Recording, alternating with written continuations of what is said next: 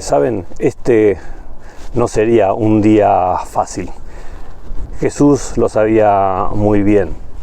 Resulta que el milagro de la alimentación de más de 10.000 personas que había ocurrido recientemente había terminado mal. ¿Se acuerdan ustedes? La gente se había confundido con él. Muchas veces pasa eso con las bendiciones temporales que recibimos de Dios. Todos queremos el bienestar hoy, ¿no es cierto? Y comúnmente perdemos de vista la perspectiva eterna. El día de esta historia, Jesús decidió abrir los ojos de la multitud para que sepan que los milagros por los cuales lo estaban buscando a él eran apenas una muestra de lo que él pensaba para ellos en la eternidad. Habían sido bendecidos por él y debían saber que las bendiciones futuras serían infinitamente superiores a las que ya habían conocido. Mucha gente había ido a buscarlo a Betsaida, ¿saben? Al otro lado del lago, donde había alimentado a la multitud. Y como no lo encontraban allá, volvieron a Capernaum. Y ahí escucharon entonces la historia de la tormenta y cómo Jesús fue a rescatar a sus discípulos caminando varios kilómetros sobre el lago.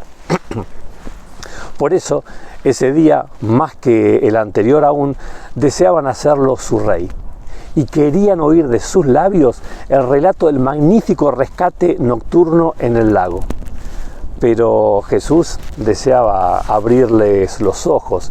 La alimentación milagrosa del día anterior había tenido la intención de ser como una parábola viviente de lo que habían vivido durante ese día. Escuchando las palabras del pan de vida, Jesús.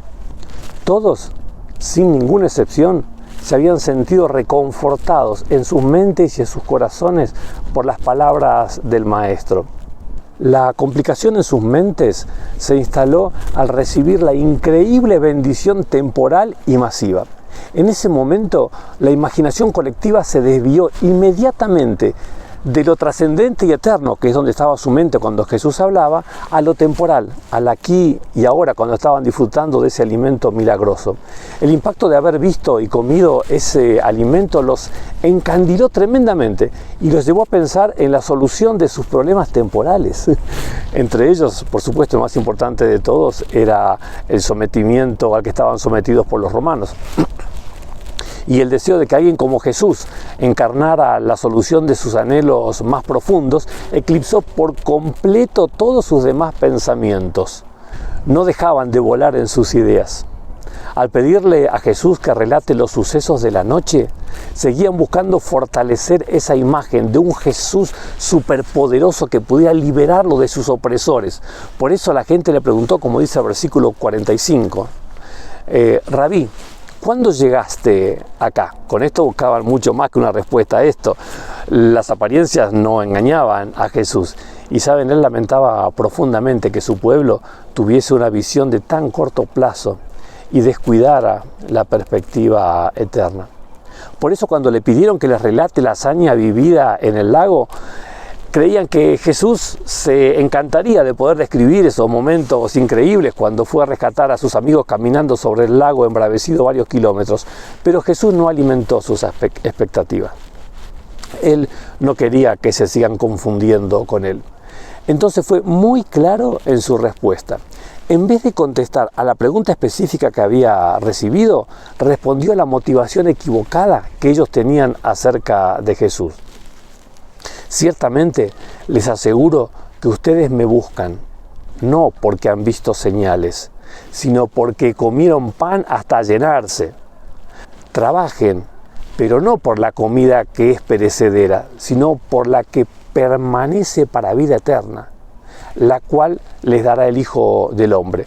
Momentáneamente, la curiosidad y el deseo de obtener lo que Jesús había llamado alimento que da vida eterna, despertó el interés de la gente, por supuesto. Por eso le preguntaron con ansiedad, ¿qué tenemos que hacer para realizar las obras que Dios exige?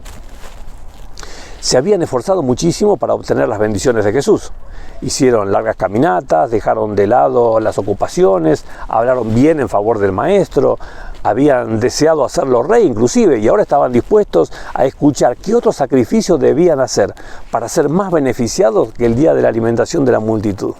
Y Jesús les dijo, Esta es la obra de Dios, que crean en aquel que Él envió. El precio para obtener la vida eterna no era un mérito o un sacrificio. El precio era creer en Jesús. Creer en Jesús, confiar en Él, no parecía suficiente. Creían que el Señor les diría que debían hacer algo muy especial, muy grande para poder recibir la vida eterna. Pero Jesús solo les dijo que creyeran en Él. Se decepcionaron. Esperaban una respuesta mejor que esa. La gente empezó a razonar las declaraciones de Jesús. Si éste pretende que confiemos en Él, necesitamos que demuestre que lo merece. Como el alimento era el tema que estaba en discusión, recordaron lo que Moisés había hecho cuando alimentó al pueblo de Israel en el desierto con el pan que descendió del cielo. ¿Recuerdan? Si Jesús pretendía ser el Mesías, seguramente haría mucho más que lo que Moisés había hecho durante esos 40 años en el desierto. Porque la alimentación de los panes y los peces alimentó a miles de personas un día. Moisés a cientos de miles por años. El razonamiento era más que correcto. Por eso Jesús se había presentado a sí mismo como el pan que descendió del cielo para dar vida eterna. ¿Será que la vida eterna les parecía algo menor? ¿O el hecho de que no era un aquí y ahora le restaba importancia? Parece que preferían un buen plato de comida, la salud o la libertad de la opresión romana ahora, antes que la seguridad de poder estar en la presencia de Dios por los siglos sin fin de la eternidad.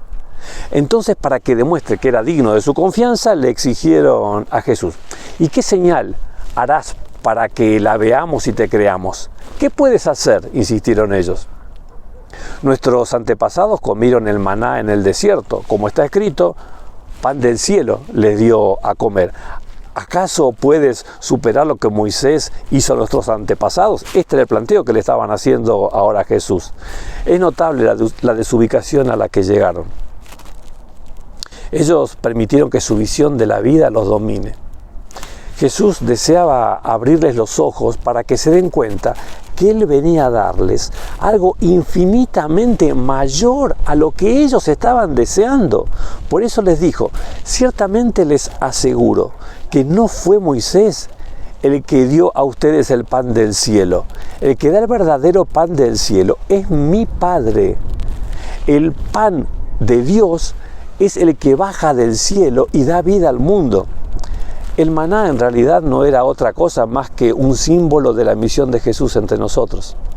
Aquel símbolo fue grandioso, por supuesto, pero la realidad encarnada por Jesús era infinitamente superior. Así como la corta vida que tenemos acá en la tierra es tremendamente inferior a la eternidad que pasaremos con Dios si creemos en Jesús. Pero los oyentes del Señor, que no terminaban de entender lo que Él trataba de enseñarles, creyeron que les estaba ofreciendo un alimento maravilloso y poderoso. Por eso le dijeron: Señor, danos siempre ese pan. Qué hermoso pedido le estaba haciendo la gente. Este es el deseo que debe prevalecer en cada corazón. Solo que había un detalle, ¿saben? Un detalle muy importante. ¿Por qué querían ese pan? ¿Por qué queremos nosotros a Jesús? ¿O para qué lo queremos? ¿Necesitamos a alguien poderoso que pueda ayudarnos en nuestras luchas y dificultades? ¿O será que lo necesitamos para que nos guíe en el camino de la vida y nos diga qué hacer? ¿Saben? La diferencia es infinita. Porque si lo busco para que me ayude, es claro quién decide y quién manda en mi vida. Yo, ¿no es cierto? Si lo busco para que elija por mí y me muestre el camino cada día, es porque sé que estoy perdido. Reconozco que no puedo encontrar el camino. En tal caso está claro quién necesito que mande en mi vida. Él. Jesús notaba la intención del pedido de esta gente. Por eso no se alegró, aunque las palabras eran correctas. Muchas veces, ¿saben? Parece que estamos eligiendo bien las palabras, utilizándolas en forma correcta, pero Jesús es capaz de ver la intención del corazón.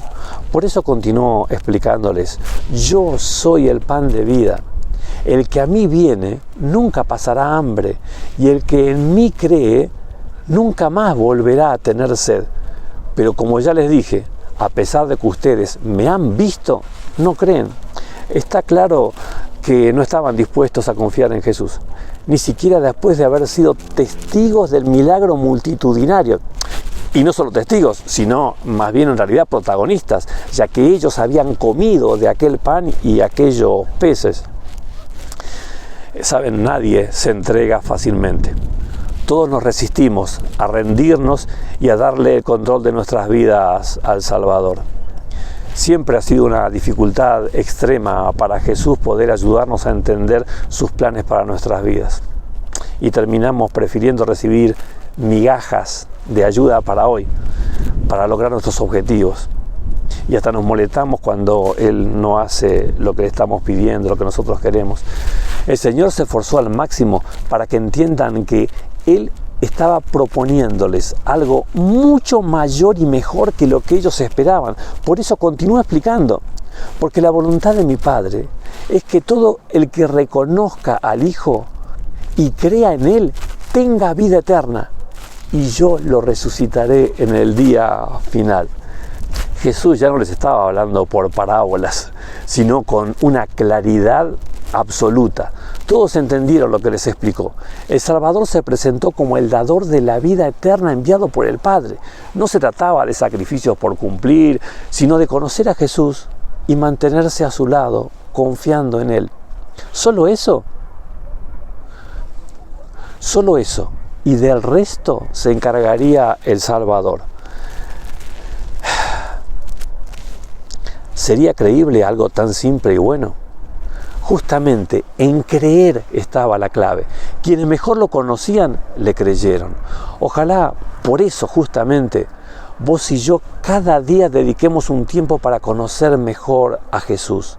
Para que cuando Él nos hace planteos que son tan grandes que parecen increíbles, bendiciones tan inmensas que parecen increíbles, vos y yo, al conocerlo, le creamos. Dios nos bendiga, nos acompañe y su Espíritu nos ayude a pensar en lo que hoy estuvimos viendo para que así estemos mejor preparados para el desenlace de esta historia, que la veremos en el próximo video.